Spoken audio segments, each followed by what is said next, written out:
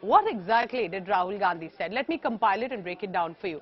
Now, of course, the main target was Prime Minister Narendra Modi, the Bharatiya Janata Party, the RSS. But here's one by one. While speaking, this was after the Cambridge lecture, he was speaking in London at the Journalist Association, and he questioned the Modi-led government. Now, he's a member of parliament, remember, from Wayanad in Kerala, and he said, I can come to give a talk in Cambridge, but I cannot deliver a talk in an Indian university because that's what Modi does not want. He in fact went on to say there is no concept of opposition anymore in the Indian Parliament. He even raked up the China issue, said Grand Old Party's leader has said it's shameful that Chinese are sitting in Indian territory, but the Indian government does not even allow a discussion on the same in the Parliament. He even slammed the RSS and said Rahul Gandhi added that right-wing organization that the RSS is in its heart a coward organization. It will run away if the enemy turns out stronger against India. So now an excerpt for you about all that Rahul Gandhi has said and a ground report by my colleague Lavina Tandon.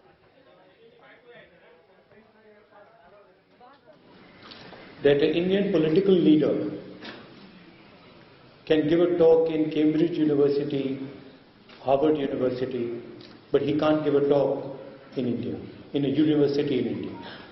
And the reason is that our government simply does not allow any idea of the opposition, any concept of the opposition to be discussed. Same happens in Parliament House when there are important things that we need to speak about: demonetization, GST, the fact that the Chinese are sitting inside our territory.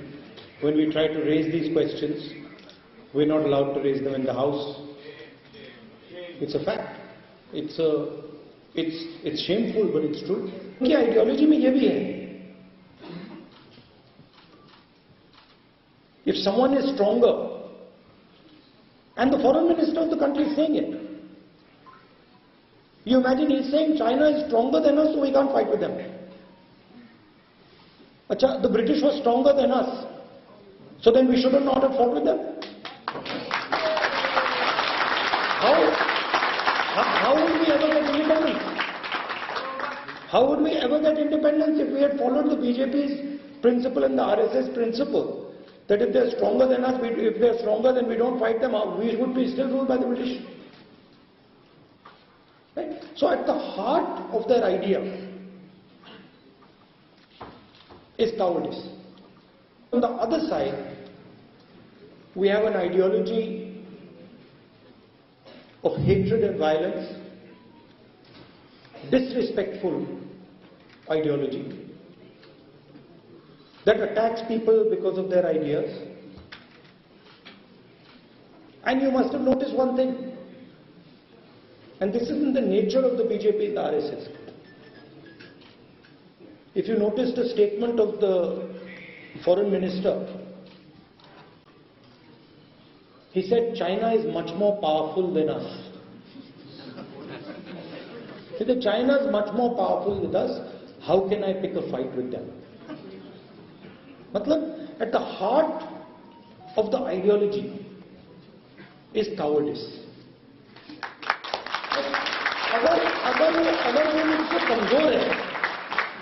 अगर वो मुझसे कमजोर है तो मैं अपने 5-10 मित्रों के साथ उसको पीट दूंगा, मगर अगर वो आरएसएस वालों से तगड़ा है तो भी भाग जाते हैं.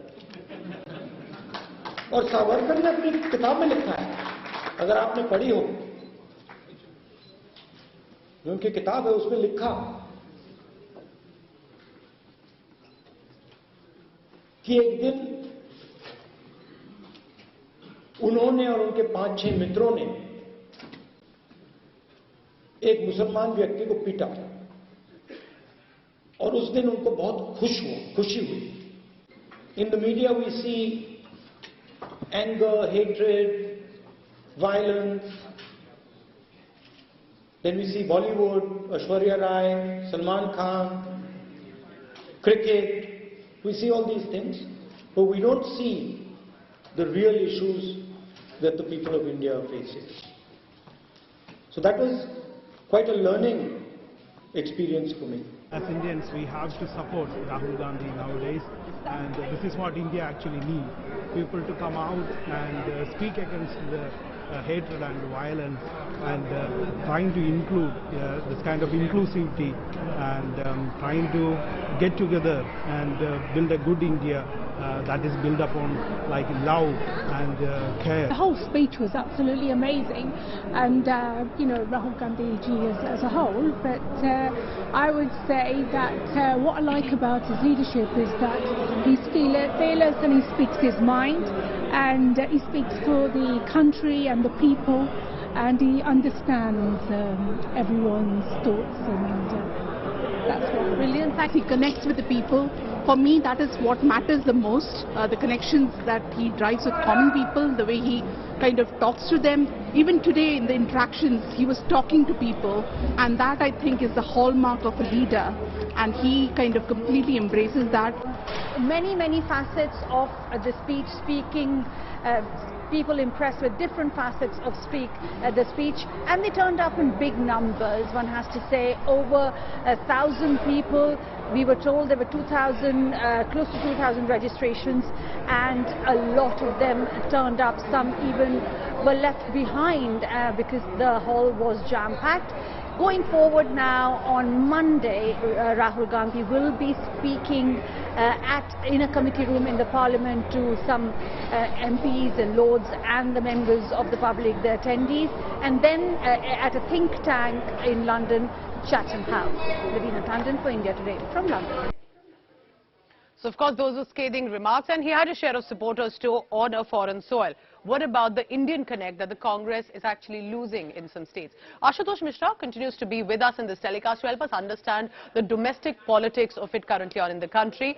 The concern, of course, is if this is asking for foreign intervention in some way, Ashutosh, but also is it about how Congress, eventually it has to be the opposition party, if it wants to be the BJP, will have to surface stronger, surface united. They don't have opposition unity for 2024. Congress is losing state elections one by one. Rahul Gandhi should be more present in domestic politics than he is at some of these universities. And that perhaps is raising that bigger concern. It's not as much what he has said, but how the Congress is not able to make that mass connect. Ashutosh. Well, even if you make a mass connecting certain states, as I said, that how it is always measured about success of any political party or leader, which is exactly the number of elections that you win, and in the states, how many government you form, no matter how what coalition you opt out. But clearly, in that terms, the Congress always been criticized that every time you make scathing attack against the Prime Minister Modi, against the BJP, it always backfires. But in certain states, they also win. So that's exactly why they're going to be a litmus test.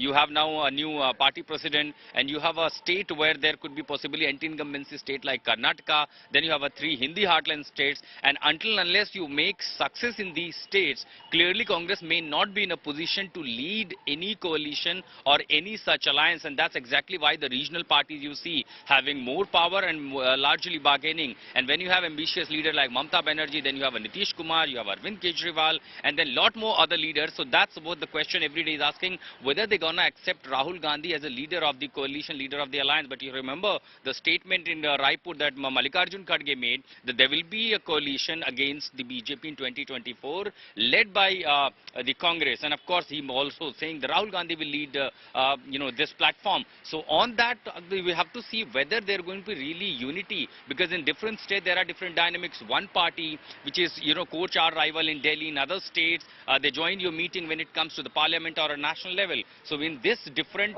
very kind of dynamics, that makes really things very challenging. So whatever he is making, and of course it is for now setting a tone for a political battle, which is way ahead. But for now, of course, those challenges continues to be for the Congress and as well as Rahul Gandhi.